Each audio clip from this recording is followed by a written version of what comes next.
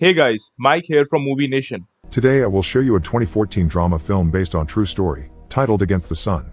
Spoilers ahead. Watch out and take care. In the year 1942, the USA Navy is ready to attack Japan as revenge for what happened on Pearl Harbor by sending torpedo bombers and fighter planes over the South Pacific.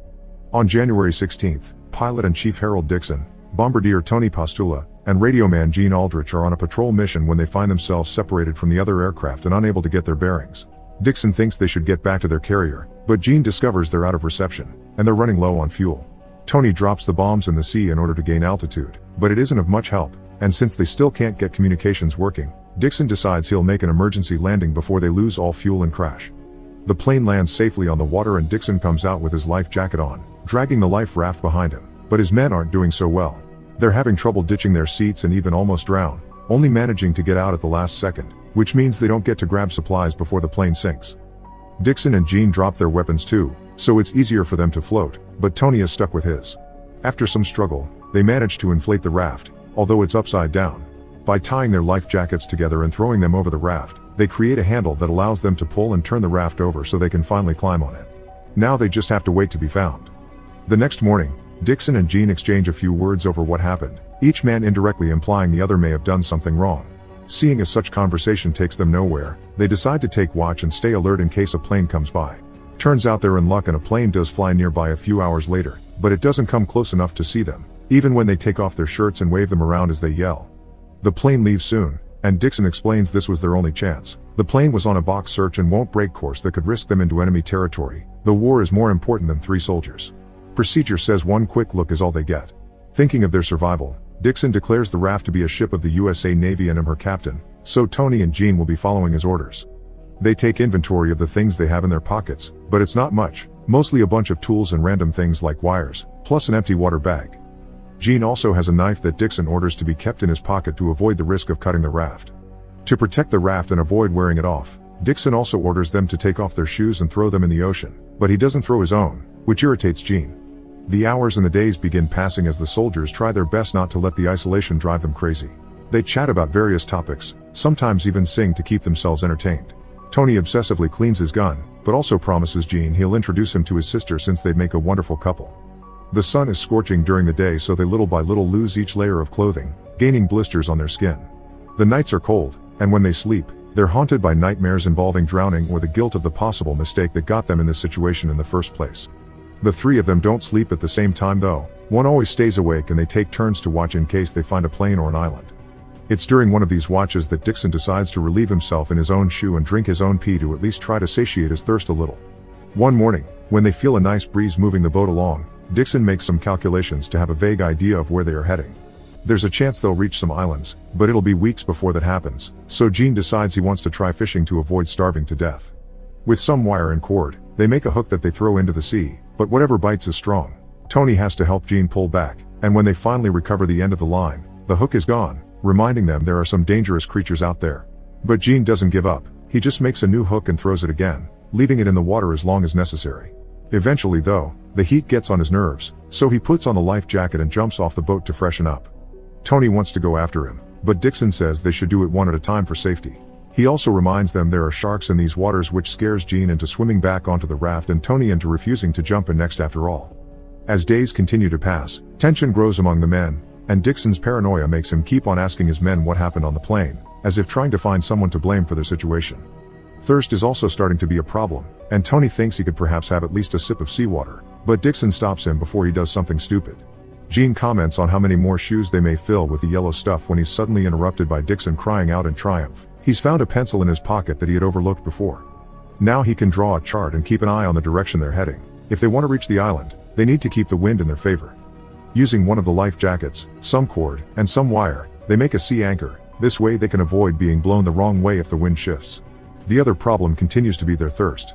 Gene teaches the other 2 how to pray and ask God for rain, but it isn't until later in the night that the weather changes. Laughing in happiness, the men collect as much rainwater as they can on their shirts and the water bag. After a week of being adrift, Gene finally gets tired of failing at catching anything with his hook, so he takes out his knife, ignoring Dixon's protests and worry over the raft. After a few random stabs at the water, Gene is successful in a big way. He's managed to kill a shark, which they bring onto the raft and open to eat the little fish it recently consumed. They save the shark meat in their socks to be used as bait later. This little dinner of theirs, though, has some serious consequences. Because they keep throwing the shark blood into the sea to keep the raft clean, other sharks have smelled it and are now following them around. So when one night, a sleepy Gene distractedly puts his hand in the water, it gets bitten.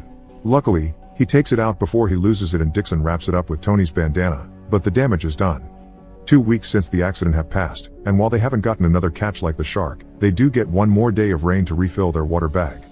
Hope is starting to be hard to keep, and Tony begins looking at his gun with some depressing thoughts in mind. Gene takes it from him just in time when a bird lands on their raft and shoots it, causing the body to fall into the ocean. Dixon wastes no time jumping in to recover it, but the bird's blood has gotten the attention of a shark as well. The boys try to shoot it but the gun gets jammed, so Dixon has no choice but to swim as fast as he can.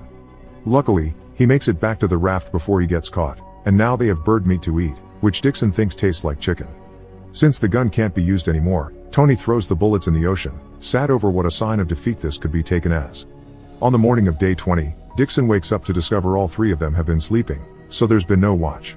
Gene thinks it's not worth the trouble. It's been 2 days with no wind and the islands aren't coming any closer. He calls out Dixon for his map, not understanding how he could have calculated their position anyway if their plane had been lost and they didn't even know what their starting point had been. He also thinks it's Dixon's fault that the plane got lost because somehow he had flown them out of range. After lots of arguing and yelling, Dixon admits he had been expecting to see islands a couple of days ago, so yes, their course is off. His memory finally kicks in and he remembers what happened on the plane. He had fallen asleep. It was only a couple of minutes, but still enough for them to miss their turn. He apologizes for his mistake, knowing he will never be able to make up for it. A depressing mood falls over the raft, so trying to make things better, Gene picks up the chart and says that while it may not be perfect, it's their only hope to return home. When Tony makes a joke about producing their own wind, Dixon gets an idea. Using Gene's knife, he cuts off the soles of his shoes, which they proceed to use to row. A month after the incident, they finally get some rain again. Except this isn't average rain, it's a full raging storm with lightning included. The waves grow high and aggressive, and they end up turning the raft over.